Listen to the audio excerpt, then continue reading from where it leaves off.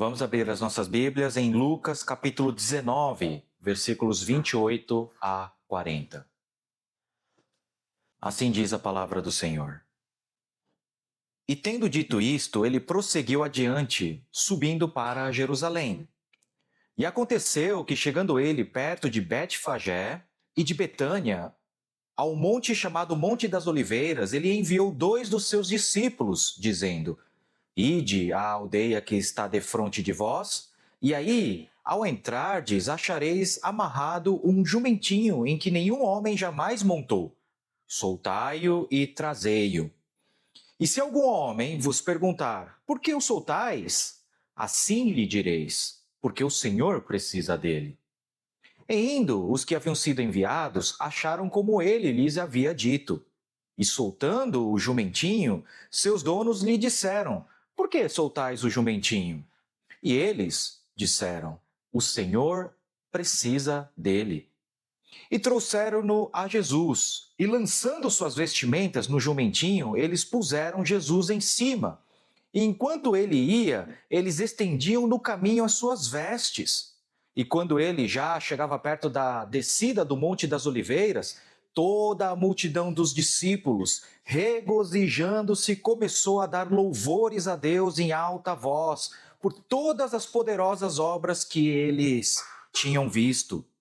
E eles diziam: Abençoado seja o Rei, que vem em nome do Senhor, paz no céu e glória nas alturas.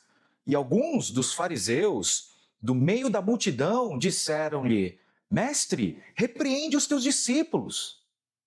E ele, respondendo, disse-lhes: Digo-vos que, se estes se calarem, as pedras imediatamente clamarão. Assim diz a palavra do Senhor. Oremos. Senhor, nosso poderoso, grandioso, amoroso Deus, nosso misericordioso Pai, nosso Criador e Redentor em Cristo Jesus, nós te damos muitas graças porque estamos aqui reunidos segundo tão somente a sua misericórdia concedida em Cristo Jesus. Não há dom, não há dádiva maior do que estarmos aqui reunidos para cultuarmos o teu glorioso nome e para sermos alimentados com a sua palavra. Enche-nos, Pai, do Teu Espírito Santo, porque nós mesmos somos covardes, pequenos, frágeis, ignorantes, Pai. Por isso nós pedimos desde já a Tua bênção, a Tua presença em nosso meio, para que seja o Teu Espírito Santo a guiar este culto, para que seja o Teu Espírito Santo a proclamar a Sua palavra com verdade e fidelidade, e que também seja o Teu Espírito Santo a ministrar essa palavra no coração de todos aqueles que estão ouvindo a Sua palavra, e que esta palavra não somente permaneça nos intelectos e seja esquecida, mas que pelo poder do Teu Espírito Santo, a Sua palavra possa encontrar corações regenerados, capazes de frutificar abundantemente para a Sua glória e para a glória de nosso Senhor e Salvador Jesus Cristo, em nome de quem nós oramos. Amém. Bom, então nós estamos lendo a respeito dos últimos momentos de vida de Jesus. O ministério de Jesus estava chegando ao final. Mas isso significa que a obra redentora de Deus estava para atingir o clímax, há muito planejado por Deus. Na verdade, planejado antes da fundação do mundo. Dentro desse panorama, Jesus havia terminado o seu ministério fundamental em Galiléia e ele estava indo em direção agora a Jerusalém para aquilo que os discípulos achavam que seria a coroação de Jesus. E então os eventos a respeito dos quais nós lemos hoje aconteceram nessa última semana de vida de Jesus Cristo, semana que popularmente nós chamamos de Semana da Paixão, ou a semana que nós consideramos que é a semana da Páscoa. E nós chamamos Paixão porque essa semana, que é a semana da Páscoa, na sexta-feira Jesus seria crucificado. Então, mais especificamente, a passagem que nós lemos, ela retrata o domingo que inicia essa semana da paixão. O domingo que antecede a sexta-feira em que Jesus será crucificado. E é extremamente importante considerarmos todo o roteiro que aconteceu nesta semana. Infelizmente, nós não teremos tempo para expor com detalhes cada dia dessa semana, que é o ápice dos planos salvíficos, redentores de Deus. De maneira bem rápida, posso resumir que domingo Jesus, ele fez a entrada triunfal em Jerusalém. Segunda-feira, Jesus, ele fez a purificação do templo, expulsando os cambistas. Terça-feira, ele passou o dia inteiro sendo combatido pelas lideranças religiosas. Na quarta-feira, Jesus foi ungido com perfume de alabastro, né? Na quinta, Jesus realizou a Santa Ceia e na madrugada, provavelmente, de quinta-feira para sexta, Jesus foi preso, julgado e na sexta-feira de dia ele foi executado na cruz. Permaneceu morto no sábado e no domingo seguinte, Jesus ressuscitou. E essa história que eu acabei de resumir é o núcleo de toda a salvação de Deus. E a esse núcleo, os evangelistas dedicam boa parte dos textos que eles produziram. E nós estamos aqui no dia de domingo, o primeiro dia dessa semana da Páscoa. E é significativo que Jesus, ele não se hospeda em Jerusalém como era de se esperar. E isso é um detalhe extremamente importante. Jesus, ele fica hospedado em Betânia, não em Jerusalém. Betânia ficava mais ou menos a 3 quilômetros de distância. E Jesus, ele fazia esse trajeto, né? Nessa semana até a prisão, Jesus ele fazia o trajeto de Betânia a Jerusalém todos os dias. Ele caminhava esses 3 quilômetros, entrava em Jerusalém, ele pregava no templo e depois voltava para Betânia, fazendo esse trajeto todos os dias da semana até a sua prisão. E essa trajetória de Betânia a Jerusalém é muito significativa e será tema do sermão da semana que vem. Nós sabemos que Jesus, estando hospedado em Betânia, faltam poucos dias para a Páscoa. E faltando poucos dias para a Páscoa, Jesus ele enviou os discípulos para uma aldeia que ficava a meio caminho entre Betânia e Jerusalém. O nome dessa aldeia era Betfagé. A localização é um pouco incerta, mas sabemos que Betfagé ficava situado em algum ponto entre Jericó e Jerusalém. Provavelmente no declive oriental do Monte das Oliveiras, perto de Betânia. Então, se você estiver olhando para um mapa, você verá mais ou menos no centro desse mapa, um pouquinho à sua esquerda, a cidade de Jerusalém e o templo. À sua direita, você verá o Monte das Oliveiras. Entre Jerusalém e o Monte das Oliveiras está o Vale de Cedron. E serpenteando o Monte das Oliveiras, você verá uma estrada que liga a cidade de Jericó, Betânia, Betfagé, até a entrada de Jerusalém. Então Jesus, ele está fazendo essa trajetória, ele está hospedado em Betânia, mas ele vai passar pela cidade de Betfagé. Betfagé, o nome das cidades é muito importante. Veremos com mais detalhes os nomes das cidades semana que vem. Betfagé, acredita-se que o nome indicava uma área rica em figueiras, que numa época, né, em que Jesus está, na época da Páscoa, essas figueiras estavam carregadas de frutos, não de figos maduros, mas de frutos ainda que não se desenvolveram em figos maduros, mas que já eram apropriados para comerem. E Betfagé, ele provavelmente tem o seu nome justamente porque era uma região rica dessas figueiras. Porque fagim, em aramaico, significa figos imaturos. Então, Betfagé, ele vem da fusão de dois nomes em hebraico. Bet, de Beit, em hebraico, que é casa, e Fagim, que significa figos imaturos. Então, Betfagé significa a casa dos figos imaturos. E é o local em que, provavelmente, Jesus amaldiçoou a figueira, representando a maldição que recairia sobre a liderança de Israel. Então, muitos dos elementos que nós lemos na Bíblia, aqui e acolá, na verdade, eles fazem parte de todo um roteiro extremamente importante que Jesus realizou nos seus últimos momentos de vida. Por isso, então, Jesus ele está indo em direção a Jerusalém, ele chega em Betfagé, perto, aos redores dessa cidade, cidade que significa casa dos figos imaturos, e ele envia os seus discípulos adiante para uma missão especial. Versículo 28. E tendo dito isto, ele prosseguiu adiante, subindo para Jerusalém, porque Jesus estava indo em direção à sua coroação em Jerusalém. Então, o contexto mais imediato é que Jesus havia entrado na cidade de Jericó primeiro, e na cidade de Jericó, Jesus se hospedou na casa de um publicano chamado Zaqueu. Sabe aquela história famosa de que Zaqueu ele teve que subir numa árvore para observar Jesus? Essa história aconteceu justamente na última semana de vida de Jesus Cristo. E eu vos adianto que Zaqueu teve que subir numa árvore não porque ele era baixinho, como está escrito, né, nas nossas versões em português.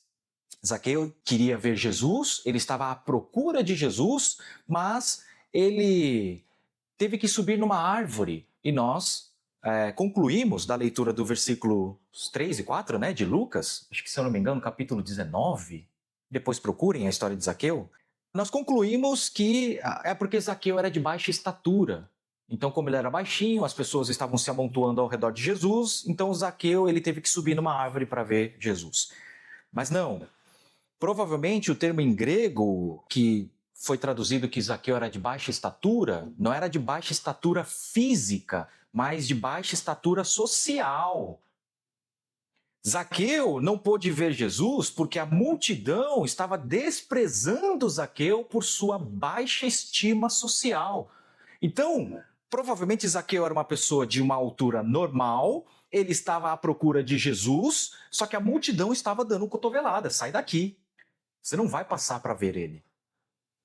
E Zaqueu, então, não desistindo, subiu na árvore por causa justamente da multidão que impedia ele de chegar até Jesus.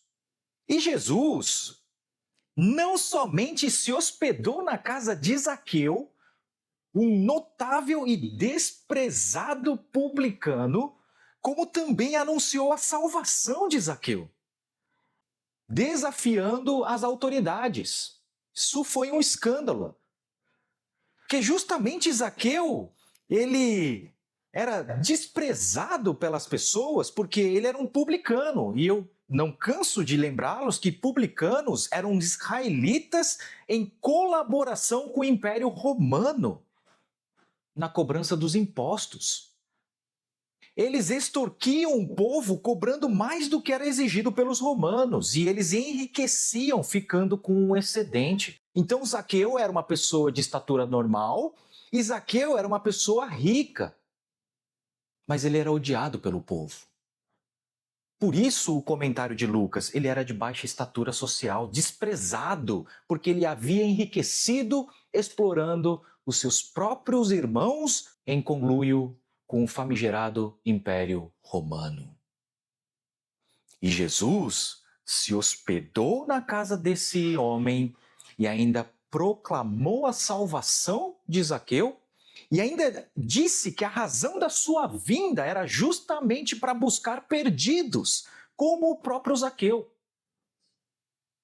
A razão da vinda de Jesus foi por causa dos doentes e não por causa das pessoas sãs, como a liderança que havia criticado Jesus Cristo. Jesus ele não vem para escorraçar Zaqueu, expulsar Zaqueu da sua presença, para repreendê-lo severamente por explorar os seus próprios irmãos, colaborando com o Império Romano, como as autoridades esperavam. Jesus perdoou Zaqueu e proclamou a salvação de Zaqueu. Então, diante desse escândalo, Jesus profere a parábola das 10 minas, ou a parábola dos talentos, que também será tema do sermão mais para frente. E depois de ter dito essas palavras em Jericó, ele prossegue viagem em direção a Jerusalém e chega na cidade de Betânia, que é o que nós acabamos de ler, no versículo 28 do nosso capítulo.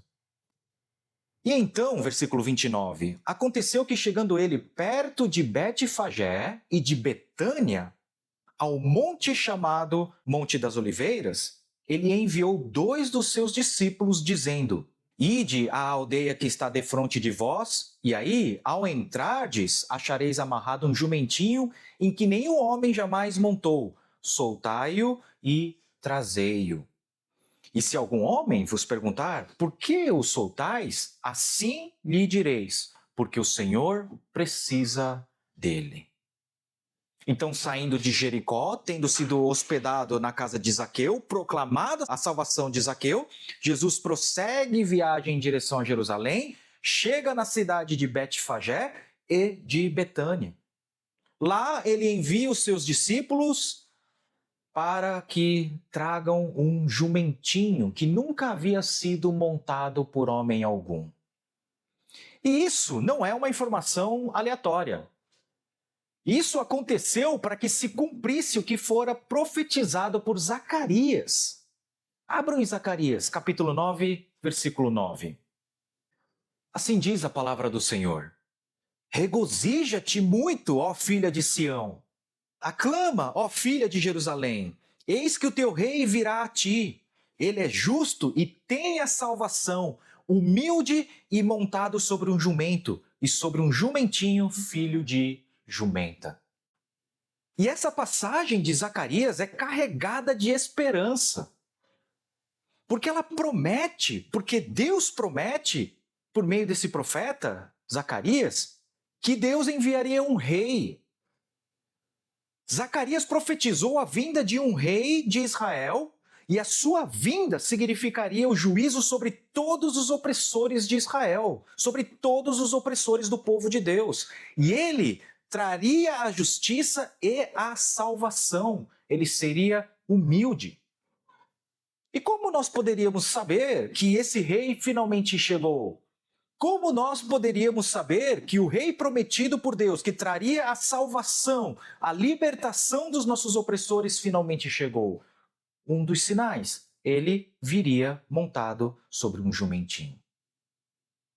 Então, se vocês virem a imagem do rei vindo a Jerusalém, montado num jumentinho, saibam que a profecia da vinda desse rei está se cumprindo. Mas daí você poderia dizer, qualquer um pode fazer isso. Qualquer um pode pegar um jumento, montar sobre ele e dizer, eu sou o rei, e entrar em Jerusalém. Não há nada de especial em relação a esse sinal. Qualquer um pode montar num jumentinho. Aliás, era comum reis montarem jumento.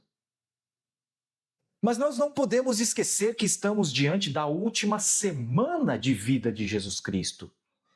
Todo o ministério de Jesus havia sido realizado.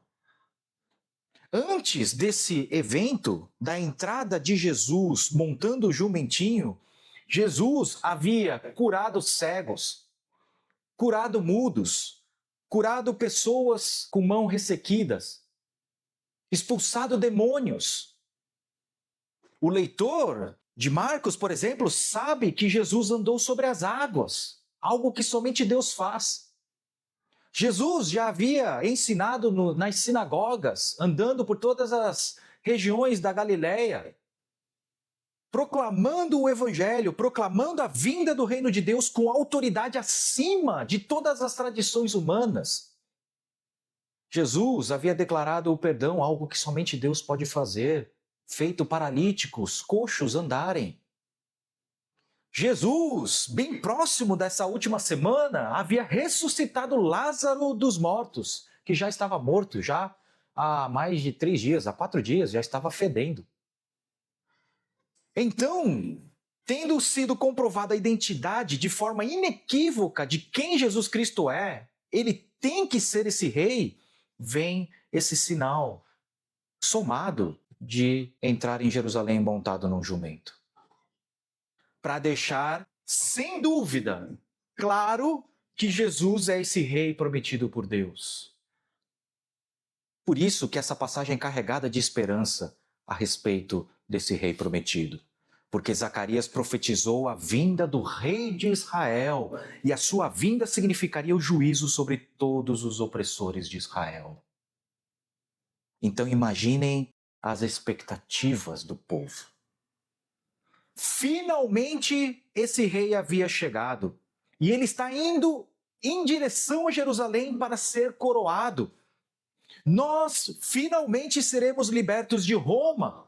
Seremos a nação mais poderosa, governaremos o mundo, porque o grande rei prometido por Deus chegou e ele está indo em direção a Jerusalém para ser coroado, depois de ter realizado maravilhas, depois de ter realizado milagres que só um homem de Deus excepcional pode realizar. Se ele curou os cegos, abriu a boca de mudos, se ele fez coxos andarem, se ele fez Lázaro viver novamente, o que mais ele pode fazer como rei? As expectativas estavam lá no alto. E eles são enviados pelo rei para procurarem esse jumentinho e cumprir a profecia de Zacarias. E eles foram. Versículos 32 a 34. E indo, os que haviam sido enviados acharam como Jesus lhes havia dito. E soltando o jumentinho, seus donos lhe disseram: por que soltais o jumentinho? E eles disseram: o Senhor precisa dele. Os jumentinhos estavam presos, provavelmente, junto com a sua mãe. Os discípulos chegam no lugar, soltam um jumentinho e soltam a sua mãe, para que o jumentinho possa vir, acompanhado com a sua mãe, até onde Jesus estava. Naturalmente, os donos, ou as pessoas que sabem a quem pertencem os jumentinhos, vão questionar: vocês são ladrões? Por que vocês estão soltando os jumentinhos? Então, eles responderam na exata medida do que o Senhor Jesus havia ordenado. O Senhor precisa dele. E aqui nós já vemos as marcas do verdadeiro discipulado, porque o discipulado é obedecer o envio de Jesus. Aliás, a palavra apóstolo vem do grego, que significa enviado.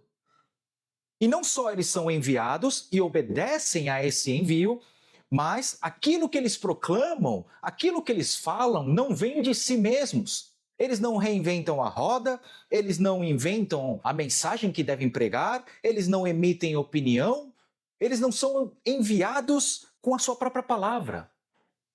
Eles são enviados para dizer exatamente as palavras de Deus. E quanto mais fiel é o discípulo, mais fielmente ele reproduz aquilo que o Senhor ordenara que eles dissessem. Então, os discípulos encontraram um jumentinho e tudo aconteceu exatamente como o Senhor Jesus havia dito. E eles exercem a sua tarefa com fidelidade. Eles repetem literalmente a palavra de Deus como legítimos mensageiros de Deus. Eles não adulteram, eles não acrescentam, eles não justificam, eles dizem exatamente a frase que Jesus lhes ordenara. Versículos 35 e 36. Então trouxeram-no a Jesus. E eles, lançando suas vestimentas no jumentinho, eles puseram Jesus em cima. E enquanto ele ia, eles estendiam no caminho as suas vestes. Eles estão diante do grande rei. Eles mesmos pegam as suas próprias vestes e vão jogando pelo caminho, para que o grande rei passe com todas as honras possíveis. E não somente as pessoas iam estendendo as suas vestes pelo caminho de Jesus em direção a Jerusalém, mas também eles brandiam ramos. Por isso que esse domingo, que abre a Semana da Paixão, é chamada de Domingo de Ramos. Por isso que nós, neste domingo, que antecede a Páscoa, nós vemos diversas pessoas também, na rua carregando ramos. Versículo 37. E quando ele já chegava perto da descida do Monte das Oliveiras, toda a multidão dos discípulos, regozijando-se, começou a dar louvores a Deus em alta voz por todas as poderosas obras que eles tinham visto. Portanto, esse sinal do grande rei de Israel vindo montado num jumento não era o único sinal que eles tinham contemplado. Eles tinham contemplado maravilhas, milagres. As pessoas, portanto, estavam em êxtase. E essas pessoas estavam indo em direção a Jerusalém junto com o grande rei. E esse grande rei havia realizado maravilhas, milagres. E os maiores eventos ainda estavam prestes a acontecer. Os milagres realizados por Jesus foram somente o antegosto de tudo aquilo que ele estava para realizar. E eles estavam testemunhando a manifestação da glória de Deus por meio desse rei. Se Jesus fez coxos andarem, se Jesus ressuscitou Lázaro dos mortos, quão grande glória ele estava para realizar quando ele fosse coroado rei de Israel. As pessoas estavam vendo as escrituras se cumprindo diante dos seus olhos. Por isso, elas em êxtase aclamavam Jesus como rei, recitando o salmo de realeza. Nesse trajeto de Jesus em direção a Jerusalém, montado num jumentinho, as pessoas estavam recitando o Salmo 118. Abram no Salmo 118, versículo 26. Bendito seja aquele que vem em nome do Senhor. Nós vos bendizemos de fora da casa do Senhor. Esse salmo é um salmo muito especial, porque ele retrata alguém cercado pelos inimigos, mas que é salvo por Deus, cuja presença expulsa todo o medo. Veja como é sugestiva, como é adequada esta passagem para o momento em que Israel estava vivendo. Eles estavam cercados por um império muito mais poderoso, oprimidos, saqueados, assim como o salmista. Mas o salmista é salvo justamente desses opressores por Deus, que expulsa todos os inimigos, que vence todo o medo.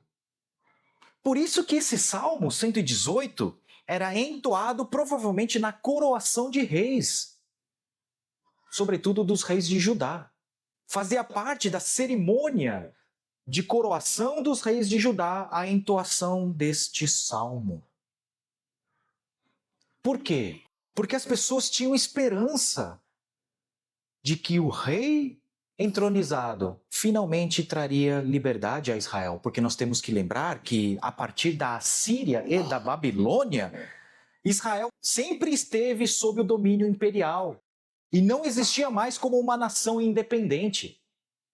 Eles eram constantemente oprimidos, eles eram constantemente saqueados. E não pensem vocês que a opressão de um império era meramente a cobrança de impostos. Não era somente isso. De modo que o máximo que pode acontecer é você se negar a pagar esse imposto, você sonegar o imposto e tá tudo bem. Talvez você leve uma multa se descobrirem que você sonegou um imposto. Na época não era assim. O exército imperial chegava esmagando as defesas da cidade, e essas defesas das cidades não eram muros primariamente, eram pessoas. Então a violência era muito grande, traumatizando os sobreviventes, e a obrigação de pagar impostos era atrelada à vida. Se você se recusasse a pagar impostos, você era punido com castigos severos, até mesmo com a morte. Não era incomum que pessoas passassem fome, vissem seus filhos passando fome, sem ter o que vestir, sem ter o que comer, porque esse império que nos domina levou tudo que nós produzimos. Imagina o ressentimento que isso vai criando nas pessoas. E ainda, para ajudar, tem esses nossos irmãos que estão colaborando com Roma. Se o imposto já é pesado, eles ainda cobram um sobre-imposto para eles se enriquecerem.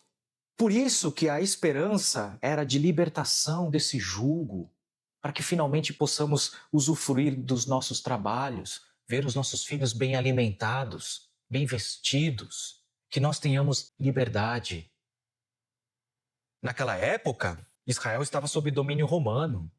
O que é um símbolo maior de um domínio do que um soldado romano te encontrar no meio da rua e ele dizer para você, ele ordenar para você carregar as coisas dele? E você é obrigado a carregar. Por isso que Jesus, ele vai ensinar que se alguém te obriga a carregar as coisas dele durante 1 milha, carregue durante 2. Isso vem dentro de um contexto de opressão, em que um soldado romano podia encontrar qualquer pessoa de Jerusalém e ordenar que ele carregue as suas coisas. E você teria que carregar. Se você se recusar, o soldado te castigaria fisicamente, te humilharia, e você teria que carregar sim. Por isso que Israel sempre teve a esperança de cumprimento da vinda de um rei enviado por Deus que libertaria dessa opressão. E esse dia havia chegado. Esse rei é Jesus. E por isso que a multidão cantava, jubilosa, alegre, à medida que Jesus ia em direção a Jerusalém. Finalmente o nosso jugo será rompido. Finalmente nós seremos libertos. Finalmente nós teremos comida. Finalmente nós não seremos mais humilhados. Por isso que as pessoas cantam, versículo 38, gritam, dizendo: abençoado seja o rei que vem em nome do Senhor. Paz no céu e glória nas alturas. Salmo 118. Mateus conta que as pessoas gritavam Hosana. Hosana ao filho de Davi. Literalmente, Roshi Aná, que significa salva-nos agora. Soldados, hoje em Israel, continuam recitando esse Hosana antes de irem para a guerra, porque é, digamos assim, um grito que se transformou em um grito político. Então, assim Jesus entrou em Jerusalém, como o rei prometido por Deus, sendo aclamado pelo povo, gritando salmos de entronização: abençoado seja o rei que vem em nome do Senhor, paz no céu, glória nas alturas, Hosana, Hosana ao filho de Davi. Assim Jesus entrou em Jerusalém. Versículo 39. E alguns dos fariseus, do meio da multidão, disseram a Jesus: Mestre, repreende os teus discípulos. Os fariseus se recusam a chamar Jesus de Senhor. Os fariseus se recusam a reconhecer que Jesus é rei e eles estão preocupadíssimos. Eles tentam calar a multidão. Silêncio, parem de gritar isso. Jesus, não te importa que essas pessoas estejam dizendo isso. Cale eles. Sabem por quê? A Páscoa era uma data muito importante. É uma das principais festividades de Israel. Pessoas de todos os lugares iam para Jerusalém para celebrá-la. Então a população aumentava muito, dobrava. Não seria exagero dizer que mais que dobrava. Então era uma época muito sensível, em que Jerusalém, a capital de Israel, ficava populosa e por isso os romanos destacavam soldados em maior número do que o normal para sufocar eventuais rebeliões. Então, eles estavam diante de uma época muito sensível. Qualquer coisa poderia gerar uma rebelião e os soldados romanos iam descer a bota do exército romano, esmagando as pessoas. E se havia algo que os romanos não tolerariam, era um rei sendo coroado em Jerusalém. Se os romanos estão lá, presentes em maior número, isso significa que essa coroação de Jesus, essa aclamação de Jesus como rei não passaria despercebida, eles não tolerariam. Eles não tolerariam um rei sendo eleito, coroado à parte de Roma. Isso é sedição, isso é rebelião. O exército romano esmagaria Jerusalém. O perigo é gravíssimo. Se essa entrada de Jesus despertasse a atenção dos romanos, eles poderiam reprimir o povo com violência. Então é melhor parar. Parem de ficar gritando isso. Parem de gritar que o rei está chegando. Parem de gritar que o rei chegou. Antes que os romanos ouçam e venham nos matar. Antes que os romanos nos destruam. Mas Jesus, versículo 40, Jesus respondendo disse-lhes: digo-vos que se estes se calarem, as pedras imediatamente clamarão. Essa resposta de Jesus é fantástica. Se essas vozes se calarem, se essas vozes que aclamam o grande rei forem caladas, as pedras não se conterão. Elas confessarão, elas começarão a clamar em reconhecimento a Jesus como rei. Esse fato é um testemunho da espetacular glória de Deus, da glória de Jesus Cristo. Se essas vozes forem caladas, as pedras não vão se conter, não vão se aguentar, e elas mesmas proclamarão a glória de Jesus Cristo. Pedras? O que são pedras? Pedras são inanimadas. Não têm boca, não têm consciência, não têm olhos, não têm percepção, não são humanos, nem ao menos são seres vivos. E isso é escandaloso.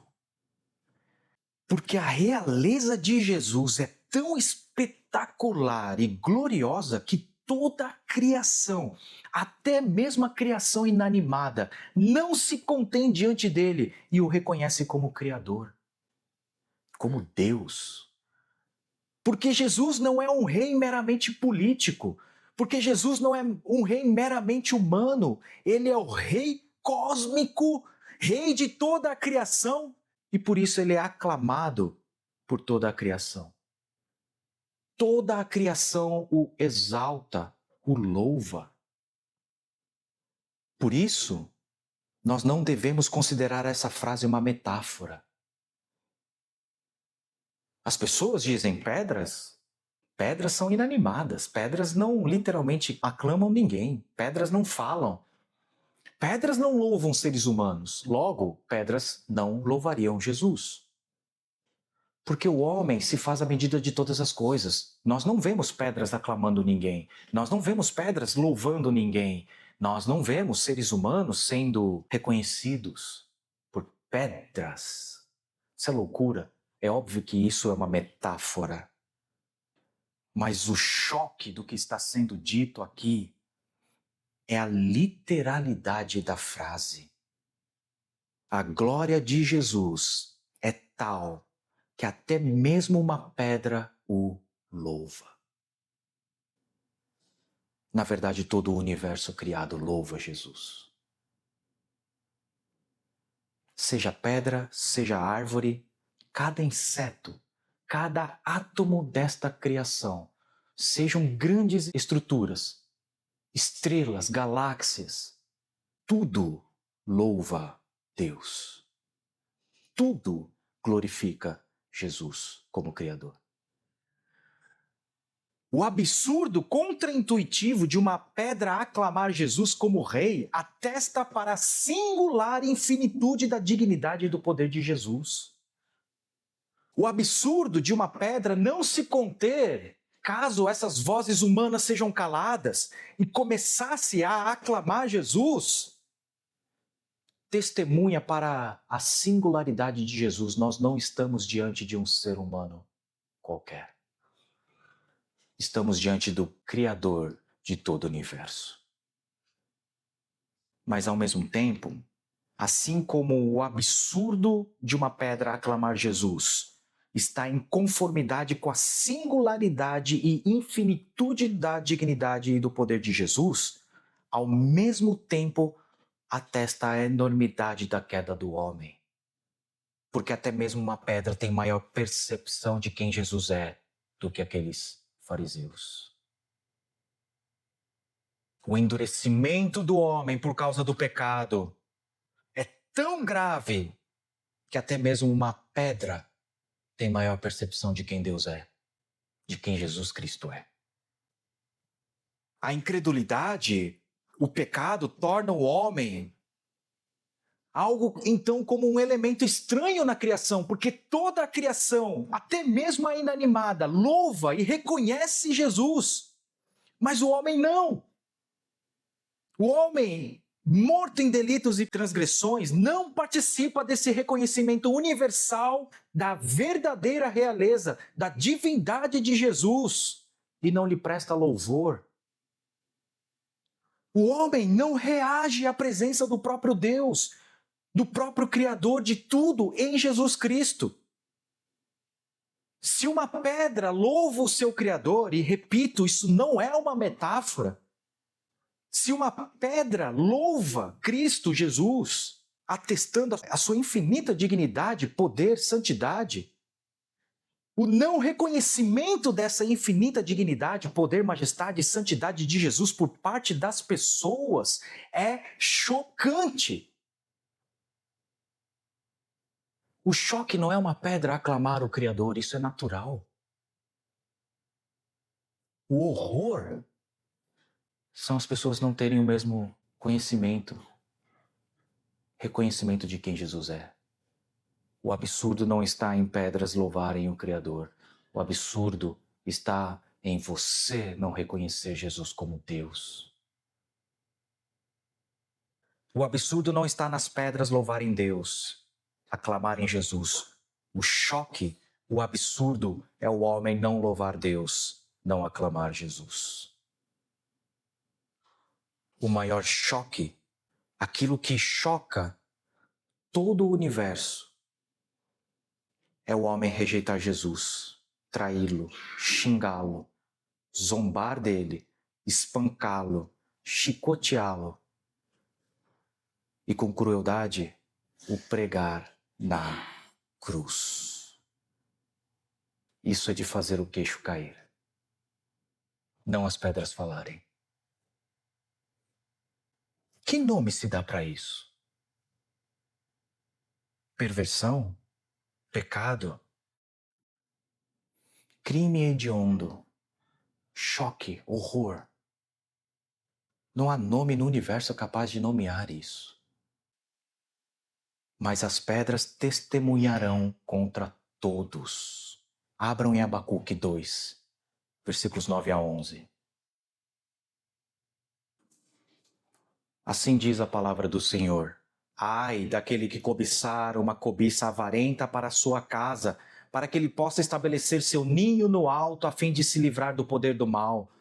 Tens consultado vergonha para a tua casa, exterminando a muitos povos, e tens pecado contra a tua alma, pois a pedra clamará da parede e a trave do madeiramento lhe responderá. Deus está dizendo que as paredes clamarão contra você. Você, por mais que tenha construído uma vida próspera neste mundo, tenha amontoado pedra sobre pedra, terreno sobre terreno, tenha desprezado a glória do Deus vivo, ainda que você tenha construído a sua casa no mais alto monte e vivido uma vida presunçosa, dizendo: daqui ninguém me tira, eu sou o dono do mundo, você será trazido a juízo. E o juiz de toda a terra é o Deus de toda a terra, e absolutamente nada do que você fez, sentiu, pensou, falou, escapará do seu juízo. Do justo, justíssimo juízo de Deus. Tudo será avaliado. E as pedras testemunharão contra vocês. O madeiramento das vigas testemunhará contra vocês.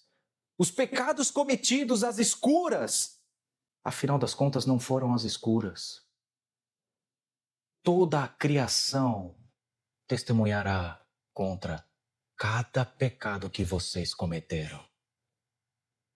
E Deus será justo. E você não será livre da condenação de Deus. Aquele pecado que você cometeu, fechado dentro de 4 paredes, dentro do seu quarto, dentro da sua casa, ou talvez o seu pecado seja a cobiça, você construiu a sua casa, destruindo pessoas. Você verá essas paredes clamando em alta voz, testemunhando os horrores que você cometeu contra Deus. Até as pedras inanimadas têm maior percepção de Deus do que você. O horror não está nas pedras falarem. O horror está no pecado humano, que não reconhece mais o seu Criador. E elas testemunharão no dia do juízo final. Mas é exatamente por isso que Jesus veio ao mundo. Porque ninguém escapará desse juízo. Quem pode sair inocente deste juízo? Se até mesmo as pedras testemunharão contra você, se até mesmo o madeiramento das vigas testemunharão contra você, se cada átomo deste mundo testemunhará contra você, quem escapará do juízo de Deus?